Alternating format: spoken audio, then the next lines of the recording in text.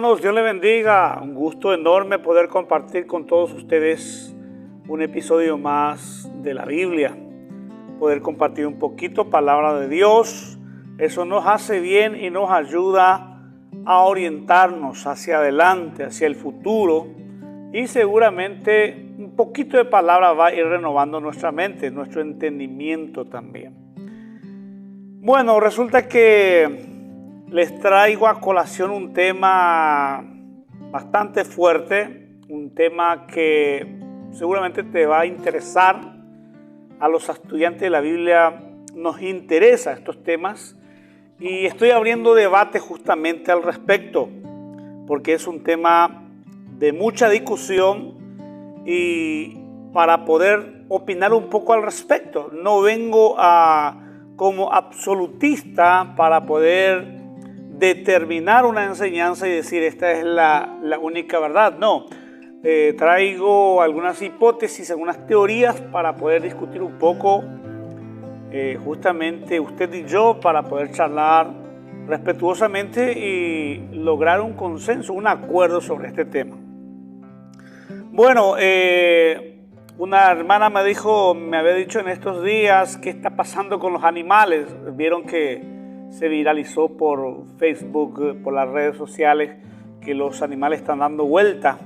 Y bueno, algo está pasando, eso es categórico, que algo está pasando, porque no puede que ocurra algo, semejante situación, que no esté pasando nada. No, algo está pasando. Pero a mí me interesa muchísimo lo que la palabra relata, lo que podemos rescatar de los textos de la palabra, escudriñando de a poquito, buscándole vuelta, tratando por supuesto de interpretar desde una manera, desde un panorama más general, más amplio, y me interesa muchísimo más todavía con el tema escatológico, por supuesto, porque tenemos que entender, por lo menos en su A y U, tenemos que entender cómo es el trazado escatológico bíblicamente. Bueno, les traigo un planteo sobre la pretribulación. Sería la primera parte de esto, porque esto va a ser muy largo seguramente, porque es un tema largo. De hecho, es un tema muy discutido en todos los ámbitos, en cada denominación, en cada iglesia local. Esto se discute de una manera y siempre hay una contraposición, o sea que hay siempre dos posturas que se pelean entre sí. Entonces lo que vamos a hacer es un replanteo libre, pero vamos a analizar ciertos textos a ver qué podemos sacar de ella, ¿verdad?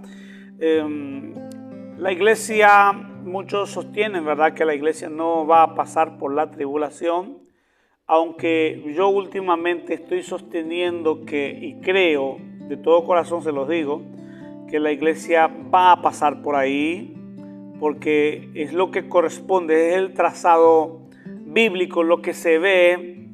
Y voy a ir mostrando en este estudio algunos textos, pero vamos a comenzar haciendo como una introducción.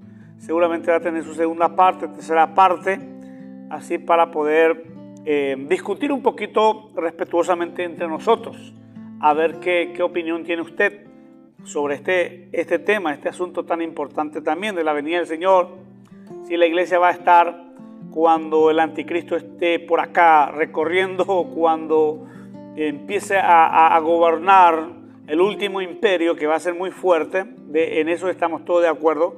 Si la iglesia va a seguir estando sobre la faz de la tierra, o ya fue levantada la iglesia, o la iglesia va a pasar por un periodo de tribulación, o no va a pasar, la iglesia va a subir antes.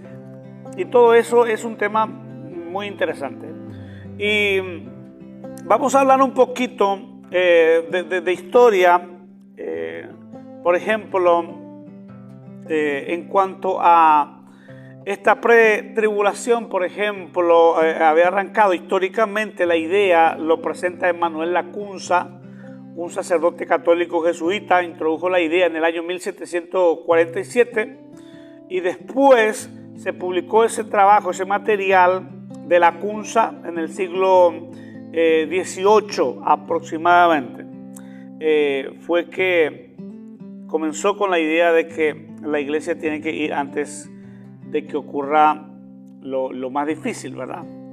Pero vamos a analizar un poquito algunos textos, ¿les parece? Si ustedes me permiten, hoy vamos a analizar un poquito. Por ejemplo, 1 Corintios capítulo 15, versículos 51 hasta el 53, hay un texto que es, digamos, que se maneja bastante bien en el ambiente de la iglesia, se conoce incluso de memoria, donde habla acerca de los muertos resucitados y de los que están vivos van a ser tomados en las nubes, ¿verdad? Es un texto muy conocido en la Biblia. Encontramos en 1 Corintios 15, 51 en adelante, dice: aquí os digo un misterio.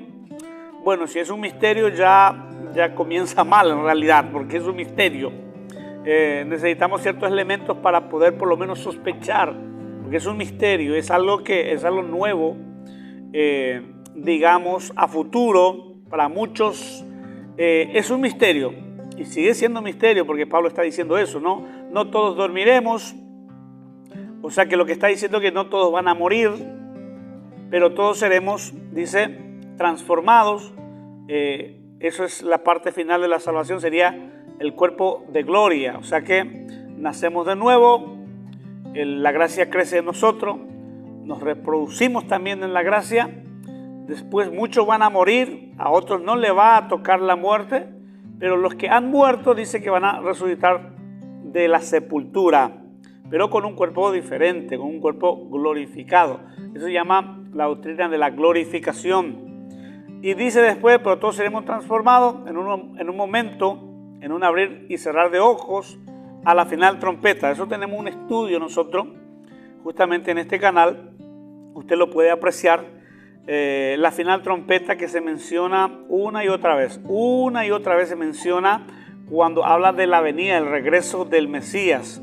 Final trompeta, está sujeto a la final trompeta. Entonces hay que escuchar un poco también esa prédica, porque se tocará la trompeta, una vez más dice, y los muertos serán resucitados incorruptibles. Ahí está, con un cuerpo diferente, un cuerpo glorificado, y nosotros seremos transformados, que es lo que están vivos en ese entonces, porque es necesario que todo esto corruptible se vista de incorrupción y esto mortal se vista de inmortalidad. O sea que la inmortalidad llega a su cauce final, a su punto final, donde termina el trabajo y nos convierte en un cuerpo glorificado.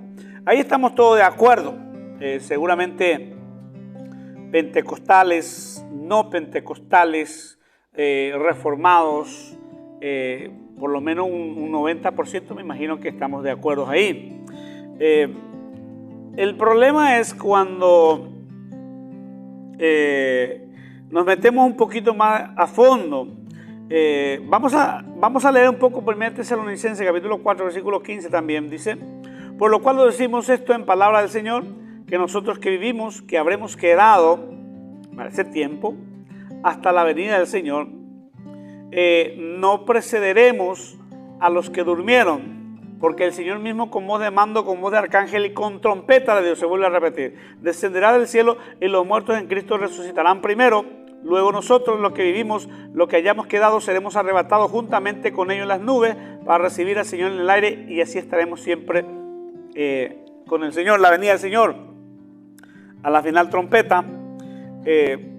Yo creo, mis queridos hermanos, sinceramente se lo digo, que estos dos textos que Pablo escribió, tanto a los corintianos y a los de Tesalonicenses, a los de Tesalónica, yo creo que tiene mucho que ver con Mateo 24. Yo creo que se trata de un mismo acontecimiento. Sinceramente, yo creo que se trata de un mismo acontecimiento, porque ustedes se dan cuenta que el dispensacionalismo ha dividido el regreso del Señor. Un regreso secreto y después un regreso visible. El regreso secreto ahí tiene que ver con con el arrebatamiento. Después un regreso visible. Eso es lo que nos plantean la postura dispensacionalista, pero yo no estoy de acuerdo 100% con esa teoría. Yo creo que va a ser una sola venida y ahí tiene que ocurrir todo, tanto el arrebatamiento como después la iglesia se baja como para reinar juntamente con Cristo durante 1000 años. Entonces, yo creo que 1 Tesalonicenses 4:15 está muy familiarizado y es el mismo en esencia con Mateo 24. Y vamos a leer, porque acá nos da indicios de que a la final trompeta, cuando se toque la trompeta, el Señor regresará. Pero lo curioso es que me gustaría que me pueda escuchar bien acá, por favor, un momentito. Los hermanos usan un texto muy famoso, muy popular. El que persevera hasta el fin será salvo. Los hermanos usan ese texto constantemente en donde sea. Y todos están de acuerdo con ese texto. Cuando usamos, todos están de acuerdo. El problema es que ese texto, el que persevera hasta el fin será salvo, tiene un contexto, un antes y un después, que vamos a mirar un poquito hoy. Todo el mundo dice el que persevera hasta el fin, lo dice así vagamente, te nombra, te frasea ese texto, dice el que persevera hasta el fin será salvo. Es correcto, es bíblico, pero ese texto que usa tantos hermanos tiene un antes y un después, tiene un contexto que tenemos que descubrir. Vamos a ir a Mateo 24. Yo sostengo que Mateo 24 en esencia es lo mismo que Pablo está diciendo. Yo creo en el arrebatamiento, yo creo que el Señor viene a buscar a su iglesia, pero yo creo que va a ser en una sola venida y va a acontecer todo, tanto el arrebatamiento como la iglesia baja después, como para, digamos, reinar juntamente con Cristo. Mateo 24, 3, 8 dice, y estando él sentado en el monte de los olivos, los discípulos se le acercaron aparte diciendo, dinos, ¿cuándo serán estas cosas? ¿Y qué señal habrá de tu venida? Pablo a los corintios y a los tesalónicas habla de su venida, de la venida de Cristo. ¿Y cómo va a ser su venida? A la final trompeta. Se tocará trompeta. ¿Verdad que sí? Acá los discípulos, antes de digamos, de que ocurra todo esto, le están haciendo una pregunta al Señor. Dice, estando él sentado en el monte de los olivos, los discípulos se le acercaron aparte diciendo, dinos cuándo serán estas cosas y qué señal habrá de tu venida y el fin del sistema, el fin del siglo. No precisamente es un fin del mundo, porque el mundo no va a terminar todavía. Hay que recordar que nosotros que creemos en un milenio literal, creemos que el milenio se va a realizar aquí en la tierra y es a futuro. No como nuestros hermanos amilenialistas sostienen que ya estamos en el milenio. Nosotros pensamos y creemos y sostenemos que el milenio va a ser a futuro. Después del arrebatamiento va a haber un milenio. Entonces no puede haber un fin del mundo. La tierra no se puede acabar si Cristo viene a reinar aquí y a reinar sobre las naciones. O sea que va a haber naciones vivas todavía. Entonces, Mateo 24, yo lo relaciono íntimamente con lo que Pablo está diciendo a los Corintios en el capítulo 15, 51 y a los de Tesalónica en el 4:15. Yo relaciono que es la misma palabra en esencia. Están hablando del mismo tema, porque dice, estando él sentado en el monte de los olivos, los discípulos se le acercaron aparte diciendo, dinos, ¿cuándo serán estas cosas? ¿Y qué señal habrá de tu venida y del fin del sistema, del siglo? Respondiendo Jesús le dijo, mirad que nadie os engañe, porque vendrán muchos en mi nombre diciendo, yo soy el Cristo. Una es las señales, falso Cristo. Y a muchos se engañarán, y oiréis de guerra, rumores de guerra. Mirad que no os turbéis. O sea que todo esto tiene que pasar. Y tenemos que ver más frecuentemente, no solamente las ovejas dándose vuelta, no solamente los animales, las palomas dándose vuelta, sino que va más allá, dice guerra, rumores de guerra. Mira que no os turbéis, porque dice, pero aún no es el fin. Obviamente no va a ser el fin, sino que va a ser el fin del siglo, el fin del sistema, el fin de un sistema corrupto que Cristo va a ponerle fin a eso en su venida, la cual le va a levantar a su iglesia y después nos quedamos aquí a reinar juntamente con Cristo durante 1000 años. Yo creo que va a ser a futuro y eso va a ser literalmente un reino milenial literal. Dice, pero aún no es el fin, porque se levantará nación contra nación y reino contra reino y habrá pestes y hambres y terremotos. Dice, y es necesario que todo esto acontezca, dice, en diferentes lugares, y es necesario que todo esto acontezca, y todo esto será principio de dolores. Los hermanos están de acuerdo conmigo, hasta acá yo sé, pentecostal, bautista, toda la mentalidad reformada, protestante, de cualquier denominación, iglesia evangélica, están de acuerdo conmigo con este Mateo 24. Todo el mundo está diciendo amén hasta aquí. Porque es así, me van a decir. Porque así va a ser, está ocurriendo así mismo. Todos están de acuerdo. Hasta acá están todos de acuerdo. Pero leamos un poco el texto completo. ¿Verdad que sí? Leamos el texto completo, porque no podemos quedarnos solamente hasta el versículo 8.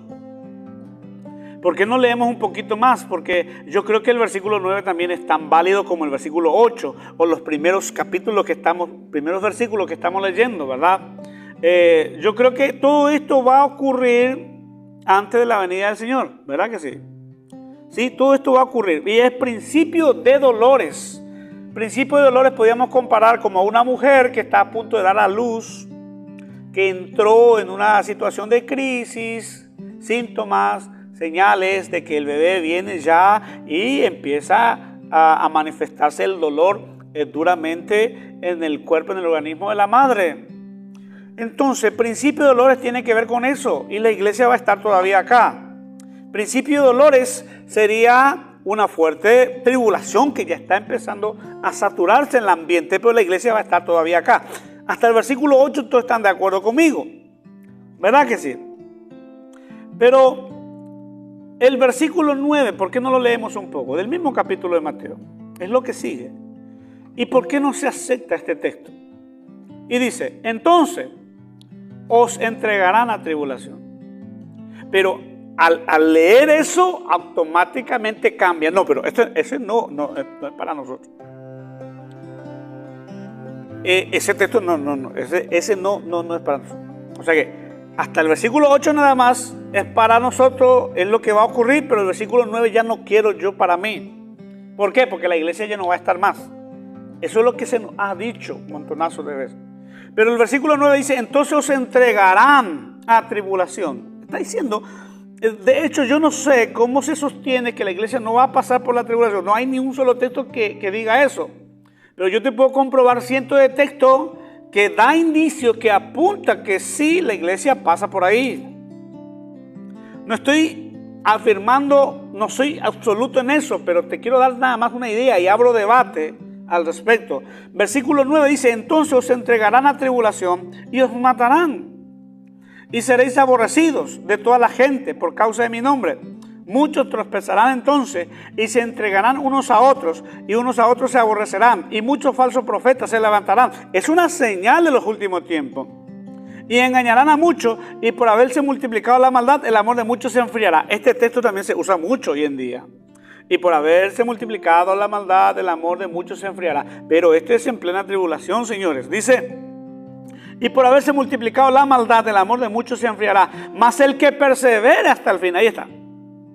Este es el texto famoso que usamos. O sea que usamos así, colgado así al aire, pero cuando le vamos a dar digamos, su lugar, ¿a qué se refiere en su contexto? En medio que no nos gusta mucho, porque acá se refiere de que un grupo va a ser entregado a tribulación, un grupo va a ser matado, un grupo va a ser aborrecido por causa del nombre, aparecerá, dice, muchos falsos profetas y muchos van a tropezar y por haberse multiplicado de la maldad, el amor de muchos se enfriará, mas el que persevera hasta el fin será salvo. Y será predicado este evangelio. Mira, se está predicando todavía el evangelio. Y será predicado este evangelio del reino en todo el mundo para testimonio de todas las naciones. Y entonces vendrá el fin del siglo. Hay que entender eso, hay que diferenciar. El fin de un sistema corrupto, no el fin del mundo, porque en el reino milenial va a haber naciones vivas que va a llevar ofrenda a Cristo en la ciudad capital, la ciudad santa. Eso vamos a estudiar un día sobre el milenio.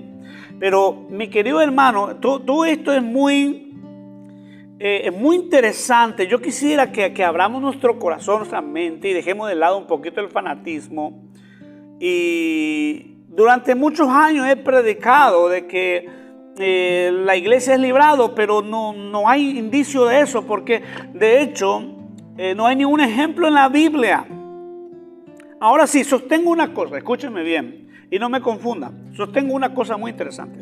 Yo creo que la iglesia pasa por la tribulación, pero la iglesia será librado de la ira de Dios, que es totalmente, o sea que para mí es un acontecimiento diferente. Yo creo que las trompetas va a pasar, pero las copas de ira, yo creo que, porque nosotros no nacimos para ira, dice un texto. Entonces, es muy probable que la iglesia pase por la tribulación, pero sostengo firmemente que la iglesia será levantada antes que se derrame la ira sobre la faz de la tierra. Minutos antes. Eso es lo que yo creo, lo que yo sostengo, y puedo por ahí ir usando algunos textos, y seguramente en otro estudio voy a analizar, voy a ahondar un poquito más en esos textos. Pero es curioso que Mateo 24, versículo 3, se reciba hasta el versículo 8, y después el versículo 9 que se le cambia de carril. Es como que no tiene mucho sentido eso. Yo creo que hay que respetar su orden en ese sentido. Apocalipsis 24, por ejemplo, dice: y vi tronos, plural, y se sentaron sobre ellos los que recibieron facultad de juzgar.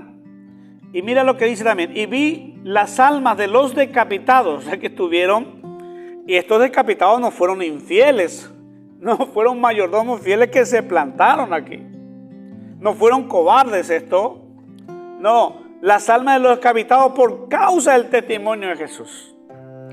Y dice: y por la palabra, porque predicaron y sostenieron. No solo sostenieron verbalmente, sostenieron con su propia vida. Dice: por causa del testimonio de Jesús y por la palabra de Dios, los que no habían adorado a la bestia ni a su imagen, no se sometieron, no se dejaron someter. Del Apocalipsis 24 no eran cristianos desobedientes, no eran cristianos cobardes, eran cristianos firmes que sostenían la palabra verbalmente y sostenían con sus testimonios y con su propia vida, y no habían adorado a la bestia ni a su imagen. Significa que la iglesia seguía desarrollándose y Anticristo estaba queriendo someter a muchos, pero estos no se dieron el lugar. Por eso ni siquiera dice adorado a la bestia ni a su imagen. Y que no recibieron la marca en su frente ni en su mano, y vivieron y reinaron con Cristo 1000 años, los vencedores. Qué tremendo, hermano. Yo quisiera que esto,